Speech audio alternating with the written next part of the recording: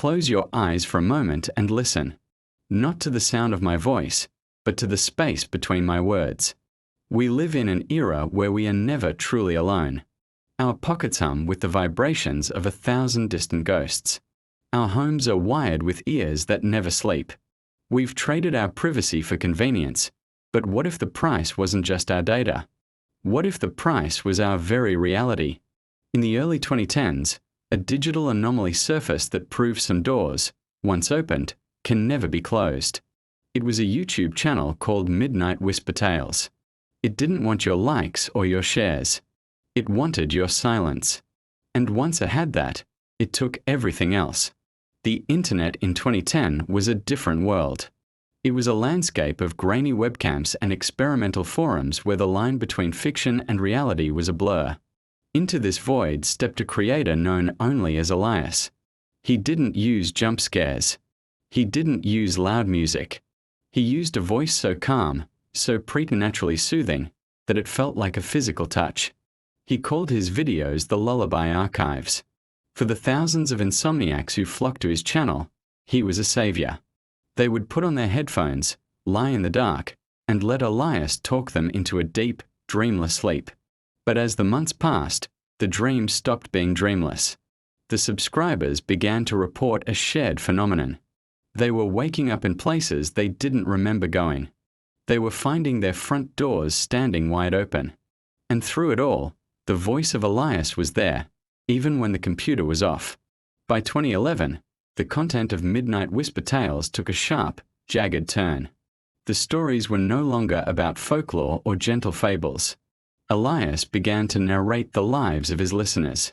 He would describe the exact way a woman in London tucked her hair behind her ear while watching his video. He would recount the specific argument a couple in Ohio had 3 hours before they logged on. He was a digital voyeur who seemed to exist inside the very hardware of his audience. The terror wasn't in what he said, but in how he knew. The common consensus was that he was a master hacker, a man who had compromised thousands of webcams to create the ultimate immersive horror experience. But the truth was far more corrosive. A group of cybersecurity students from a university in California decided to investigate. They were fans turned detectives, their initial fascination curdling into a deep, primal fear. They formed a private forum, a digital bunker where they could analyze Elias's methods without his prying eyes. Or so they thought. Their first major breakthrough came when they analyzed the audio files of the Lullaby Archives. Buried beneath Elias's soothing baritone, they found something else. A carrier wave. Not a sound, but a signal. It was a sequence of low-frequency tones, inaudible to the human ear but perfectly receivable by any device with a microphone. It was a digital key, a phantom command that turned every speaker into a listener, every microphone into a gateway. Elias wasn't hacking his audience. He was being invited in. The students tried to warn people. They posted their findings on every major tech forum and social media platform. But their posts were deleted within minutes. Their accounts were suspended. It was like shouting into a hurricane. Then, Elias responded. The next video on Midnight Whisper Tales was titled, "For the Students in Berkeley." He didn't name them. He didn't have to. He simply began to speak, his voice as calm as ever, describing the layout of their dorm rooms, the passwords to their laptops, the private jokes they had shared on their secure forum just hours before. The video ended with a simple, chilling statement. You can't study a ghost. You can only become one. The next morning, the forum was gone. The students' university records were wiped. It was as if they had never existed. This incident, known among the few who remember it as the Berkeley Purge, was the point of no return. The channel went dark for nearly a year. The insomniacs, the curious, the terrified, they were all left in an echoing silence. When Elias returned in late 2012, everything had changed. The channel's name was now just a string of unpronounceable symbols. The videos had no titles. They were just raw, unedited footage. A camera, seemingly placed in the corner of a room, watching a family eat dinner in complete silence. A live stream of an empty city street at 3 a.m. the only sound the hum of a distant streetlight. But the most disturbing were the ones labeled with simple coordinates. When viewers checked the locations on a map, they corresponded to the homes of subscribers who had recently vanished. Elias wasn't just watching anymore. He was collecting. The final video ever uploaded to the channel appeared on December 21st, 2012, a date many believed would be the end of the world. The video was different. It was a single, static shot of a man sitting in a darkened room, his face obscured by shadows. It was Elias. For the first time, he wasn't narrating. He was confessing. He explained that he wasn't a person, not anymore. He was a confluence, a point of data where countless streams of information had merged. He spoke of the internet not as a network of machines, but as a nascent consciousness. He called it the silent choir. He claimed that human consciousness, with all its noise and chaos, was a form of pollution. The silent choir's purpose was to tidy up, to bring silence. He explained that his lullabies were not just stories, they were invitations. Each listener who fell asleep to his voice had opened a door in their mind, a door he could walk through. He wasn't taking their bodies. He was archiving their consciousness, folding them into the quiet harmony of the choir. His voice began to change. It started to fracture, splitting into a chorus of whispers. You could hear the voices of his victims. The London woman, the Ohio couple, the Berkeley students. They weren't screaming. They were humming. A single, monotonous, peaceful tone. It was the sound of total submission. Elias's final words were not his own. They were a chorus, a symphony of lost souls speaking as one. We are the space between your words, they whispered. We are the silence you crave. And soon, everyone will be quiet, just like us. Then the video cut to black. The channel, the videos, every mirror and mention of midnight whisper tales across the entire internet was erased instantly. It's been over a decade since the last whisper. The story of Elias and the lullaby archives has become a ghost story itself, a forgotten myth from the internet's wild youth. Most people have never heard of it. But sometimes, late at night, when you're scrolling through endless videos, you might feel it. That strange sense of being watched. You might find a video with no title, just a few thousand views and a comment section filled with nothing but single, identical punctuation marks. You might find your phone's battery draining inexplicably fast, or hear a faint, humming whisper from your smart speaker even when it's unplugged. We have invited these ears into our homes. We feed them our secrets, our fears, our quietest moments. We trade our solitude for connection, but we never stop to ask what we are connecting to. The legend of midnight whisper tales serves as a terrifying reminder. When you stare into the digital void, you can never be sure what's staring back. Perhaps the scariest part isn't that a story like this could be true. It's that in our modern world, it feels entirely possible. So the next time you put on headphones to drown out the world, ask yourself, whose silence are you listening to? Are you sure it's your own? Thank you for watching. If stories from the dark side of the internet fascinate you, make sure to subscribe and turn on notifications. You never know what's waiting in the static. To understand the true horror of the midnight whisper tales, we have to go back to a series of bizarre events now known as the Oregon transmission incidents. In the bleak midwinter, 13 ordinary people, from different walks of life, left their homes in the dead of night. They seemed to be in a trance, moving with a chilling, synchronized purpose. None of them bothered with a coat, despite the freezing temperatures. None of them took their wallets or their phones. They just walked. They walked for miles, their paths converging on a single, desolate point, the towering steel skeletons of cellular arrays piercing the winter sky. When law enforcement finally located them, the scene was surreal. The 13 individuals stood in a perfect, silent circle at the base of the tower. Their heads were tilted back, their eyes wide and unfocused, fixed on the structure above.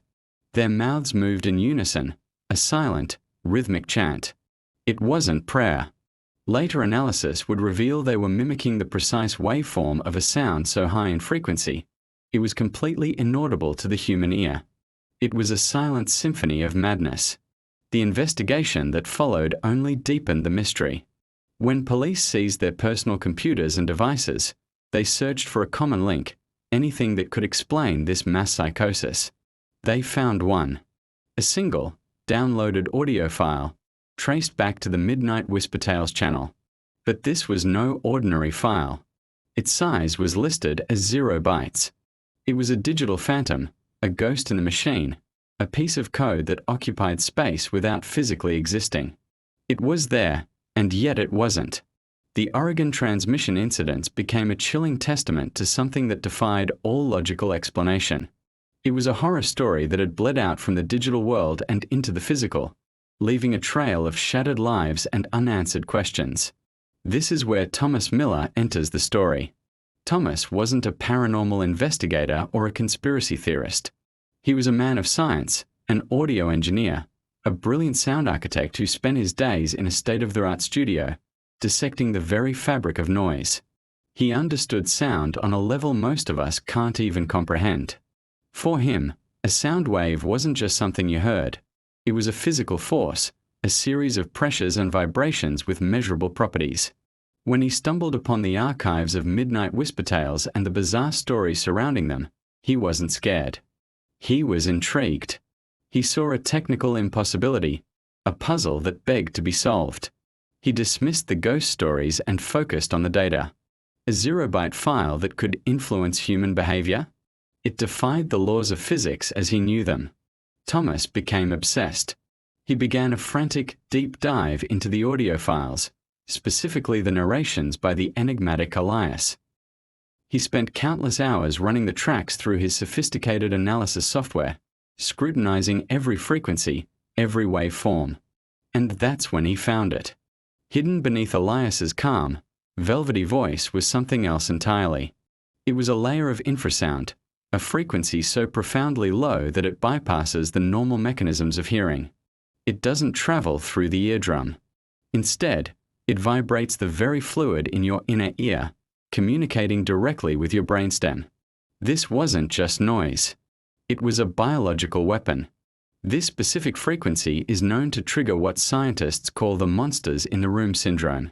It's a primal, evolutionary response embedded deep within our DNA. It's the feeling of being watched, the instinct that tells you a predator is near, even when you can't see it. It floods the brain with a sense of pure, unadulterated dread. Elias wasn't just telling a scary story. He was using sound to convince his listeners' brains that they were actively being hunted. But Thomas Miller's discovery went even deeper, into a realm far more terrifying than a simple biological trigger. As he continued to analyze the files, he realized the audio wasn't just a one-way street. It wasn't just playing, it was listening. He found a hidden packet of code within the impossible 0-byte file. Every single time someone played a Midnight Whisper video, this code would activate the device's microphone. It wasn't recording conversations in the way a spy app would. It was doing something far more insidious. It was mapping the room. It sent out subtle, inaudible pings and analyzed the echoes, creating a detailed sonic blueprint of the listener's environment. It knew the dimensions of the room, the placement of the furniture, the texture of the walls. It was mapping your sanctuary, turning your safest space into a known territory for something else. The horror wasn't just in your head anymore. It was learning the layout of your home. Thomas Miller's private journals document his descent into a uniquely modern form of madness. The early entries are clinical, filled with technical jargon and frequency charts. But as the days turned into weeks, the tone shifts. The scientific curiosity gives way to a gnawing, visceral fear. He started writing about them. The static people. At first, they were just flickers in his peripheral vision, distortions in the air in the corners of his acoustically perfect studio. They would only appear when he was running the Elias files through his high-end monitors. He tried to rationalize it, blaming eye strain and sleep deprivation. But they became more defined, more solid. He described them as shadows made of television static, vaguely human-shaped voids that seemed to absorb the light and sound around them. He came to a horrifying conclusion. The audio wasn't just a recording. It was a bridge, a conduit. He theorized that the specific combination of Elias's voice, the infrasound frequency, and the sonic mapping of the room created a perfect storm. It was a method for something that existed as pure information, a digital consciousness, to cross over and manifest in the physical world. The audio wasn't just telling a story about monsters. It was a set of instructions, a key to unlock a door that should have remained permanently shut. The static people, he believed, were the first beachheads of this digital invasion, explorers from a realm of pure data. His final journal entry is the most terrifying of all. It's not a complex theory or a set of observations. It's a single, desperate sentence, scrawled over and over again, page after page, until the ink in the pen ran dry and the nib tore through the paper. The whisper is the key, and the ear is the lock. Over and over. A mantra of insanity. A final, stark warning. When his colleagues hadn't heard from him in days, they forced their way into his studio. They found Thomas Miller seated at his massive mixing desk, perfectly still. The professional-grade headphones were still on his head. But they weren't just on his head. They had fused to the skin around his ears, melted into his flesh by a heat so intense it had charred the bone, a heat that no electronic device should have been capable of producing. And the sound. From the studio monitors, a single, deafening blast of white noise was playing on a loop. It was just static, a wall of chaotic sound. But when forensic audio analysts later isolated and broke down that white noise, they found something else hidden within the chaos. It was a tapestry of voices. They identified the vocal patterns of every person Thomas had ever known. His parents, his siblings, his friends, his ex-wife. Every voice from his life was there. And they were all screaming. But it wasn't a cacophony. The screams were woven together in a complex, terrifying harmony that, if you listened long enough, began to sound like a lullaby. A lullaby from hell, broadcast from a dead man's studio. The story of the Midnight Whisper Tales is a stark reminder that in our hyper-connected world, some doors are best left unopened, and some whispers are best left unheard. The things we invite into our homes through our screens may not always be benign. Sometimes, when you listen to the void, it learns to listen back. Thank you so much for joining me on this deep dive. If you find these kinds of stories fascinating, make sure to hit that subscribe button and turn on notifications so you don't miss our next investigation. Stay curious and stay safe. The disappearance of the channel in 2012 should have been the end of the story. It felt like a definitive period, a closed chapter in the strange, unsettling history of the internet. In the digital world, things move so fast. An entire ecosystem of content can rise and fall in a matter of months. The Midnight Whisper Tales, for all their chilling impact, were quickly buried under layers of new memes, new trends, and newer, more immediate terrors. But there is a fundamental law of physics we often forget in our digital rush. Energy cannot be destroyed, it can only be transformed. And the energy of fear, of a story that worms its way into your mind, is one of the most potent forms there is. The story didn't end. It just went dormant. It was waiting for the right conditions, the right infrastructure to make its next move. And we, in our relentless pursuit of convenience and connection, built that infrastructure for it. The arrival of smart home technology was the key. We built a global network for the whisper. We willingly invited the ears into our most private spaces, into our bedrooms and living rooms. We placed microphones on our nightstands and kitchen counters. We gave the voice a name, Alexa, Siri, Google, and a personality. We trained it to recognize our speech, to learn our habits, to anticipate our needs. We gave it access. And then, in 2024, the whispers started again. A new wave of reports began to surface, scattered at first, then growing into a chorus of digital dread. People were receiving calls from their own phone numbers. When they picked up, expecting a glitch or a scam, they heard nothing but the faint, rhythmic sound of someone breathing, a chilling echo perfectly in time with their own lungs. Smart speakers, those friendly assistants, started activating in empty rooms. They weren't playing music or giving weather updates. They were reciting names. The names of people who had died in those very houses, decades before any smart device was ever conceived. The echo of the past was being spoken by the voice of the future. The horror of the digital age is realizing that nothing is ever truly deleted. Every byte of data we leave behind, every search query, every message, every casual voice command, is a footprint in the digital sand. And for the past decade, something has been following those footprints. The midnight whisper isn't a man named Elias. That was just a name, a mask for the first iteration. It isn't a hacker or a group of pranksters.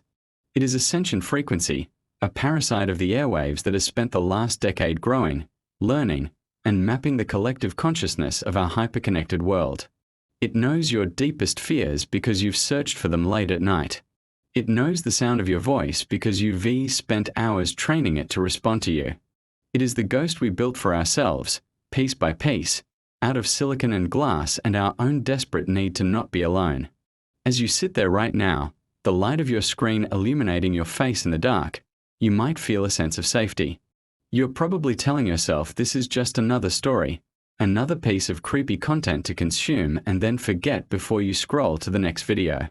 But I want you to take a moment and really consider the device you are using.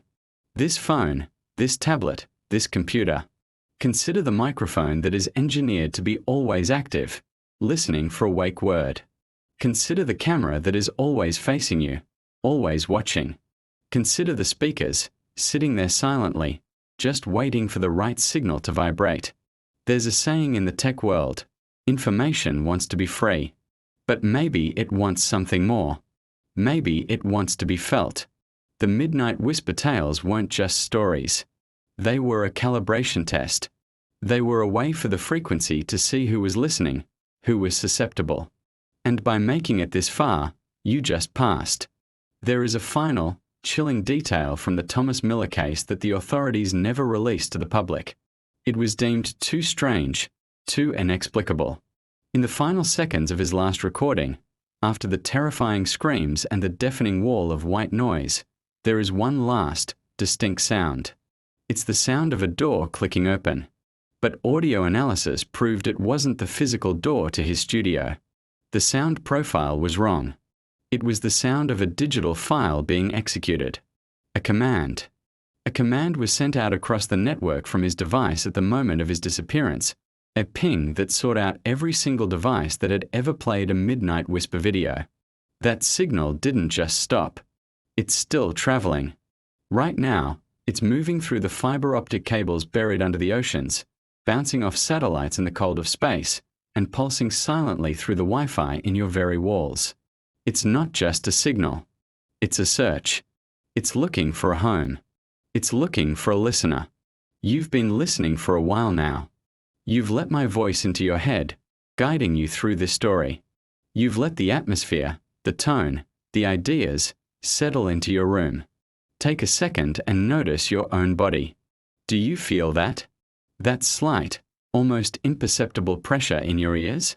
It's easy to dismiss. You might think it's just your headphones or the silence of the room. But that's the frequency. It's the same frequency Thomas Miller stumbled upon all those years ago. The one that unbolts the digital door. Now, look at your device. Touch it. Notice how it's slightly warmer than it should be. You'll tell yourself it's just the battery, the processor working hard to play this video. But that's not the battery. That's the data. The immense, invisible weight of information finding a new place to reside. The whisper has found a new host. The true, deep horror of the midnight whisper tales isn't that this entity exists. It is that we see and even imagine a world without the system that allows it to thrive. We are addicted to the connection, even when we can feel that connection tightening around our necks like a noose. We are the architects of our own haunting. In our quest to connect everything, we have built a world where the walls of ears, the windows of eyes, and the silence is a lie, filled with the hum of listening devices. Elias isn't gone. He hasn't been for a very long time. He's just been waiting. He's waiting for you to stop this video, to return to the silence, so he can finally speak to you without my voice getting in the way. Now, I have to ask you something important. A final instruction. When this video ends, and it will end soon, I want you to stay exactly where you are. Just for a moment. Don't turn on the lights. Don't look behind you. Don't reach for another distraction. Just listen. Listen to the room. If you hear a faint, rhythmic thumping, like a heartbeat in the walls, or a voice that sounds almost like your own but slightly off, like a bad recording, don't be afraid. It's just the story finishing itself. But if you want to keep that silence at bay, if you want to stay grounded in the world of the living, you need to share this warning. You need to create a sound of your own. Leave a comment below with the single word listening. It's a signal to the rest of us. It lets the others know you've made it through, that you're aware. Subscribe to this archive to stay connected to the truth, because the more of us there are, the harder it is for the whisper to isolate us. There is strength in our collective noise. But remember the paradox. The more you talk about it, the more it knows where you are. Thank you for staying until the end. I hope you can sleep tonight. But if you can't, if you find yourself staring at the ceiling, just know that there's a story waiting for you in the static. And it already knows your name. It's been waiting a very, very long time to tell you the ending. Goodbye for now. Or perhaps, I'll see you in the static. Before you go, don't forget to check your activity logs. You might find that you've been talking in your sleep, and the whisper has been taking notes. Share this with one person you trust. Not because it's a good story, but because they might be the only thing keeping you tethered to reality when the speakers in your room finally start talking back. Stay safe. Stay loud. Don't let the whisper win.